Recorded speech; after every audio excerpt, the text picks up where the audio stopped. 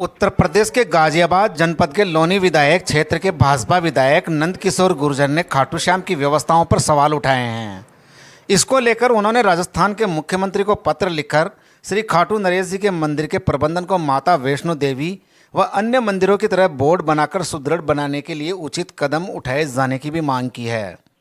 उन्होंने यह भी अपेक्षा की है कि यह सुधार आपके शासनकाल में ही संभव है, क्योंकि खाटू श्याम मंदिर का बेहतर प्रबंधन राज्य की धार्मिक एवं सांस्कृतिक धरोहर को संरक्षित करने के साथ साथ श्रद्धालुओं की सुविधा व सुरक्षा के दृष्टिगत भी आवश्यक है।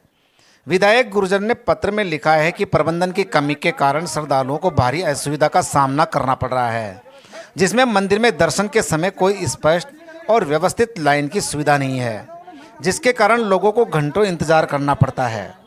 मोटी सुविधा शुल्क देकर निजी कर्मचारियों द्वारा अलग से व्यवस्था बनाए जाने के कारण भक्तों में निराशा और असंतोष बढ़ रहा है, जिसका आज मैं स्वयं प्रत्यक्षदर्शियों में से एक हूँ।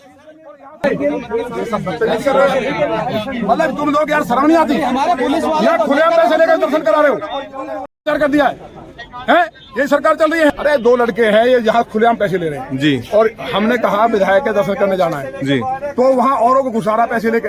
विधायक का प्रोटोकॉल होता है, हमने लाइन से दर्शन किए, वो विषय नहीं है। विषय ये है लोग यहाँ आते हैं दूसरे राज्यों से या राजस्थान से आते हैं, खुलेआम यहाँ बेईमानी कर रहे हैं जी। मतलब हद हो गया। जो मामला है उसके बारे में क्या कहना चाहेंगे? देखिए बड़ी तकलीफ की बात है। जब ये हमने कहा भाई कहीं भी अब जाते हैं, हमारे यहाँ माननीय मुख्यमंत्री जी ने बहुत शानदार व्यवस्था की है। आम जनता जो है उत्तर प्रदेश में दर्शन करने आते हैं तो लोग इस तरह की लूट कहीं नहीं है कि खुलेआम रिश्वत ली जाए उसके बाद दर्शन कराई जाए। भगवान के यहाँ तो इसके पास कुछ भी नहीं है, वो सभी को अधिकार है और होना भी चाहिए, सनातन में है।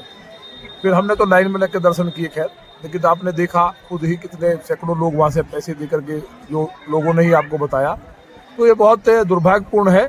और बाबा श्याम केवल राजस्थान या हिंदुस्तान नहीं, पूरे विश्व के सनातन को मानने वालों के हैं। तो मेरा तो सरकार से यही मांग है कि जिस तरह से आसाम में, उत्तर प्रदेश में या हम महाराष्ट्र में गए हैं, तमाम जगह पे बोर्ड बने हुए हैं, तो सरकार इसको अधिग्रहण कर ले और यहाँ जिस तरह से माँ वैष्णो देवी में श्राइन बोर्ड है तो यहाँ भी बोर्ड बनाया जाए और बोर्ड बना करके किसी व्यक्तियों का एक लालच का अड्डा बन जाए, जहाँ प्रशासन के लोग भी इसमें लिप्त है। मैंने जब पता किया बड़ा तकलीफ हुई, पता चला यहाँ के जो जिला प्रशासन, यहाँ के पुलिस का और इनके लोगों के साथ सबको बताया कि यह बहुत बड़ा आता ही है।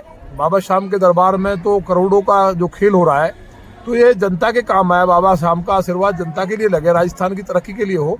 जिस तरह श्राइन बोर्ड बना हुआ है जम्मू कश्मीर में, उसी तरह कोई बोर्ड बन जाए या तमाम जगह पे बने हुए हैं, तो ये फिर कम से कम आदमी निजी संपत्ति समझ करके प्राइवेट लोगों से शोषण नहीं कराएगा, लोगों का अपमान नहीं कराएगा। मुझे यही राजस्थान सरकार से मांग है और मुझे उम्मीद है माननीय मुख्यमंत्री जी गोभक्त हैं और वो बाबा श्याम के भक्त भी होंगे, तो कहीं ना कहीं आवाज़ बाबा श्याम की ही है कि आज जो मेरे सामने आया मुझे बहुत खराब लगा कि लाखों लोग आते हैं, उनके लिए जो व्यवस्था है। मैंने भी लाइन में दर्शन किए, 3000 लोग मैं लेकर के साथ आया हूँ, सबने लाइन में किए।